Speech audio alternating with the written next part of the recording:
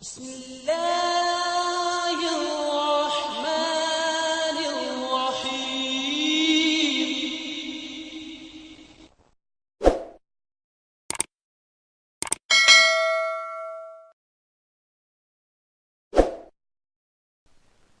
ہم تو رکھتے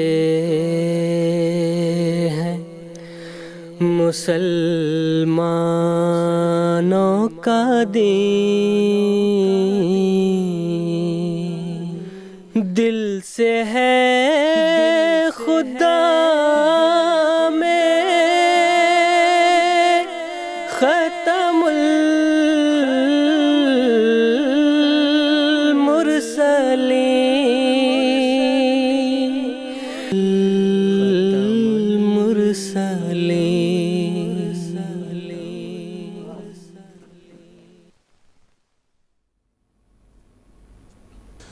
اب ہم پروگرام کے اصل فارمیٹ کے کچھ چند سوالات ہیں، اس میں سے ایک سوال محترم زین الدین صاحب حامد سے پوچھنا چاہوں گا کہ پیشگوئی مسلم موعود رضی اللہ تعالیٰ عنہ کے تعلق سے ابھی محترم مولانا محمد حمید کوثر صاحب نے بھی تفصیل سے روشنی ڈالی، تو یہ پیشگوئی جو ہے خدا تعالیٰ کے زندہ ہونے کا ایک عظیم نشان ہے، تو اس حوالے سے میں تفصیل آپ سے جاننا چاہوں گا۔ دیکھیں، ابھی جیسا کہ محترم مولانا صاحب نے پیشگوئی مسلم موعود کے مختلف پہلو کا ذکر کیا ہے اور ایمان افروز تذکرہ فرمایا، ساتھ ہی اس زمانے کے معاند اسلام اور احمدیت پنڈت لیکھ رام کی طرف سے جو پیشگوئی کی گئی ہے، ایک تقابلی جائزہ آپ نے پیش فرمایا ہے، اور ناظرین یہ جانتے ہیں کس کی پیشگوئی پوری ہوئی اور کس کی پیشگوئی جھوٹی نکلی، کیونکہ پنڈت لیکھ رام نے بھی اپنے پرمیشور کی طرف منسوب کر کے ایسی من گھڑت باتیں کی ہیں۔ آج ان کا حشر کیا ہوا، آخر کار اللہ تعالیٰ کی قہری تجلی کا وہ نشانہ بنے، اور حضرت اقدس مسیح علیہ السلام نے بڑی بہادری کے ساتھ اس زمانے میں اعلان فرمایا کہ جس کی دعا سے آخر لیکھوں مراتا کٹ کر ماتم پڑا تھا گھر گھر، وہ مرزا یہی ہے۔ تو اس میں بہت بڑا سبق ہمارے لیے ہے کہ خدا کے ماموروں کے مقابل پر آنا اور آپ کے خلاف پیشگوئی کرنا، اب جھوٹے طور پر اپنے پرمیشور خدا کی طرف منسوب کر کے ایسا اعلان کرنا، اس کا نتیجہ کیا ہوتا ہے۔ حضرت اقدس مسیح علیہ السلام نے فرمایا ہے یہ صرف پیشگوئی ہی نہیں بلکہ ایک عظیم الشان نشان آسمانی ہے۔ مسلم موعود رضی اللہ تعالیٰ عنہ کو پیشگوئی حیرت انگیز پیشگوئی ہے۔ ایک ایسا شخص جس کی عمر 50 سال سے تجاوز کر چکی ہے، وہ اللہ تعالیٰ سے علم پا کر یہ پیشگوئی فرماتا ہے، اور دوسری طرف قرآن مجید بیان کرتا ہے فَلَا يُظْهِرُ عَلَىٰ غَيْبِهِ إِلَّا أَحَدًا إِلَّا مَنِ ارْتَضَىٰ مِن رَسُولٍ۔ اللہ تعالیٰ اپنے غائب پر غالب نہیں کرتا سوائے اس اشخاص کے جن کو نبوت کے لیے چنتے ہیں، یعنی إِلَّا مَنِ ارْتَضَىٰ مِن رَسُولٍ، اپنے رسول میں سے جس پر چاہتا ہے اللہ تعالیٰ غائب کی خبریں منکشف فرماتا ہے۔ تو پیشگوئی مسلم موعود کو جماعتی تاریخ میں بہت بڑی اہمیت حاصل ہے، کیونکہ یہ ایک نشان نہیں ہے بلکہ ہزارہ نشانات کا مجموعہ ہے جو قیامت تک اس کے اثرات ظاہر ہوتے رہیں گے۔ حضرت اقدس مسیح علیہ السلام خود اس نشان کے بارے میں فرماتے ہیں یہ صرف پیشگوئی ہی نہیں بلکہ ایک عظیم شان نشان آسمانی ہے جس کو خدائے کریم جل شانہ نے ہمارے نبی کریم رؤوف الرحیم محمد مصطفیٰ صلی اللہ علیہ وسلم کی صداقت و عظمت ظاہر کرنے کے لیے ظاہر فرمایا۔ پھر فرمایا بفضلہ تعالی و احسانہ و ببرکت حضرت خاتم الانبیاء صلی اللہ علیہ وسلم، خداوند کریم نے اس عاجز کی دعا کو قبول کر کے ایسی بابرکت روح بھیجنے کا وعدہ فرمایا ہے جس کی ظاہری و باطنی برکتیں تمام زمین پر پھیلیں گی۔ حضرت اقدس مسیح موعود علیہ السلام کی یہ پیشگوئی اس زمانے میں شائع ہوتی ہے جب مفکرین اسلام کہلانے والے بڑے بڑے جیسے سر سید احمد خان کا ذکر ہوا، تو یہ کہتے تھے دعا صرف ایک عبادت کی حد تک ہے، دعا قبول نہیں ہوتی، حالانکہ اللہ تعالیٰ کا واضح ارشاد موجود ہے ادعونی استجب لکم۔ پھر اسی طرح وَإِذَا سَأَلَكَ عِبَادِي أَنِّي فَإِنِّي قَرِيبٌ، یعنی جب کوئی بندہ تجھ سے میرے بارے میں سوال کرتا ہے تو یہ جواب دینا میں تو قریب ہوں۔